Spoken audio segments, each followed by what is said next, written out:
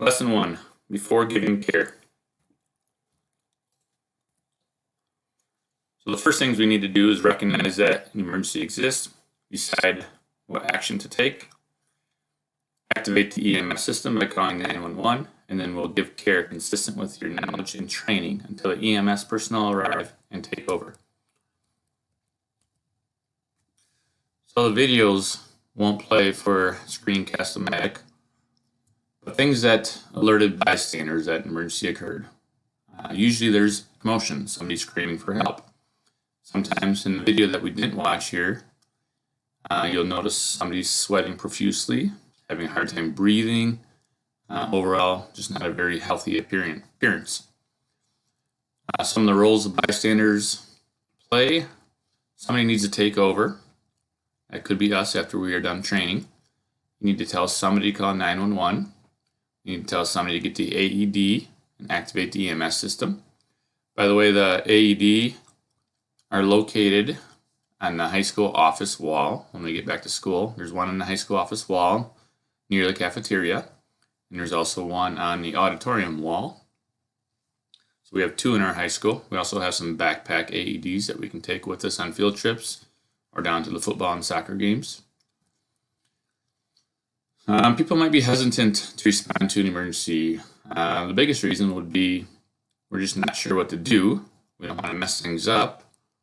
And along with not wanting to mess things up, we are worried or concerned that we might get sued. So we have what we call the Good Samaritan Law that will protect any volunteers who are trying to help out in an emergency from getting sued. So one thing that must happen, though, is get consent before giving any type of care. So we need to get consent from an adult that is responsive.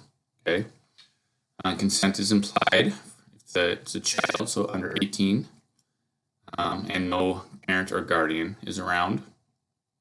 Consent is also implied for an adult if the person is unresponsive or if they're incoherent. So activating the EMS system is obviously just call 911. When in doubt or hesitant, call 911 as soon as possible. If you are concerned for someone's safety and you think that's a huge issue or a potential big issue, please call 911. It's better to have the EMS arrive and find out that everything is okay than to wait too long to activate the EMS system. What are some life-threatening conditions? There are many. Somebody's unresponsive, an altered level of consciousness, confusion, breathing problems, severe external bleeding, vomiting, or passing blood. Signs or symptoms of life-threatening medical conditions like a heart attack or a stroke. Severe critical burns, suspected or obvious injuries to the head, neck, or spine, suspected or obvious broken bones, suspected poisoning, and seizures. Before giving care, as we mentioned, obtain consent. Again, consent is implied if the person is unresponsive, confused, or mentally impaired, or if it's a minor with a life-threatening condition and a parent or guardian is not present. The person who is awake and alert does not give consent. Do not give care. Call EMS personnel if you believe the person has a life-threatening condition and needs care.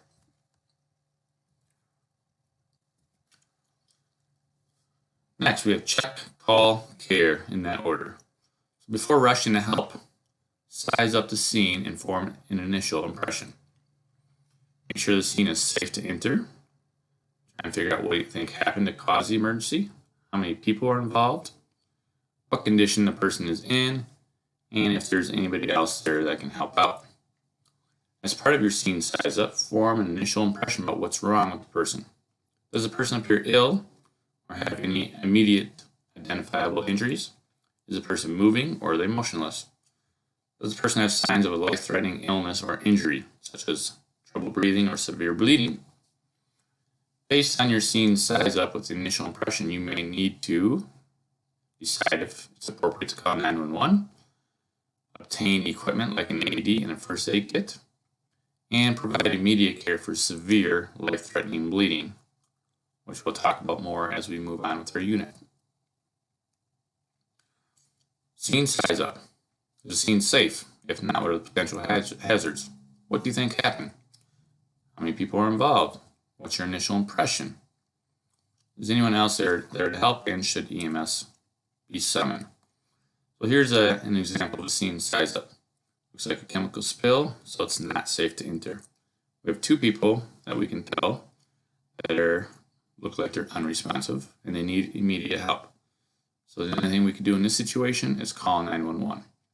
From the snapshot, we don't know if anybody else is there to help us out, so we can't act with that. A different scene size up. Looks like we have a guy that ended up having an electric saw go right into his thigh. So the scene appears to be safe, although we should move that saw out of the way so we don't accidentally get stabbed with it. We do have somebody there that can help us. Looks like severe bleeding, so definitely 911 needs to be summoned. Call first or care first. If you're in a rare situation where you are all alone, somebody else is injured, and you do not have a cell phone or any other type of phone to activate the EMS, you might need to call first or care first. Care first situations include breathing emergencies and life-threatening bleeding. So maybe somebody needs their EpiPen, they're having an allergic reaction. We should care first, and then we should call 911. So if it's life-threatening bleeding, we should stop the bleeding with direct pressure, then call 911. So call first situations are likely to be cardiac arrest, heart attack, stroke. PPE, lowering the risk for infection. So PPE is a breathing barrier and gloves, latex-free disposable gloves. And even in today's world, it could be your mask that you use to protect yourself from COVID. So those are PPE, stands for personal protective equipment. Checking a responsive person. So I write this down in your notes. S stands for signs and symptoms. A is allergies. M are medications. P means pertinent medical history. Again, pertinent means important. We just want to make sure the P stands for sample.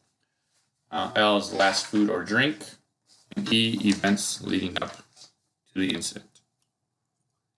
After checking a responsive person, after interviewing them, okay, tell the person who you are and make sure you get consent before you do a head-to-toe check.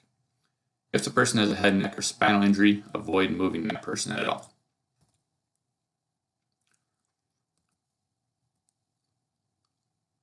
When checking a person from head to toe, take note of how the person's skin looks and feels.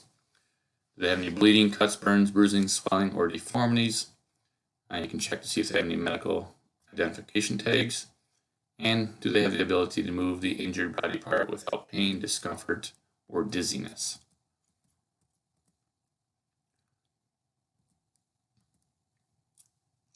If a person appears to be unresponsive, shout using the person's name if you know it. If not, just shout, hey, hey, you all right? If there's no response, tap the person's shoulder. Or on an infant, you could wiggle their toes, tickle their toes. So checking for responsiveness and breathing for no more than 5 to 10 seconds. So gasping is not normal breathing. If the person responds but is not fully awake, send someone to call 911. Make sure you get the AED and first aid kit if one is available. Proceed with gathering information from bystanders by using sample. Try and figure out what took place, what happened. Conduct a head-to-toe check and roll the person onto his or her side into a recovery position if the person does not appear to have any injuries. There's a look at what the recovery position looks like. If the person does not respond, send someone to call 911. Get the AED and first aid kit. Ensure that the person is face up on a firm, flat surface. And then we would begin CPR, or would use the AED if one is right there.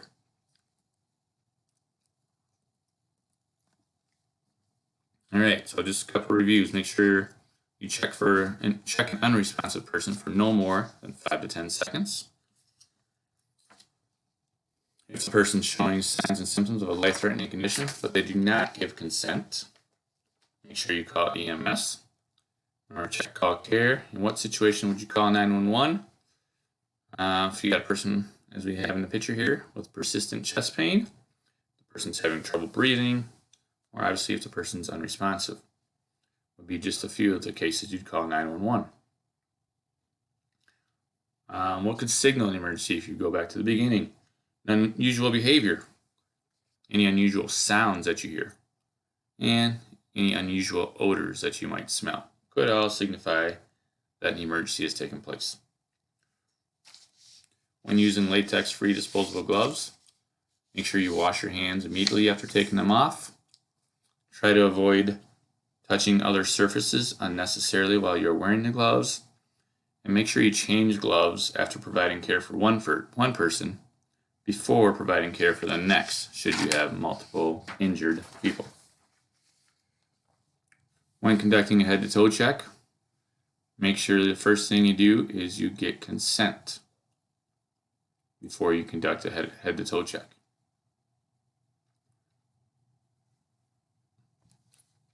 And that concludes Lesson 1.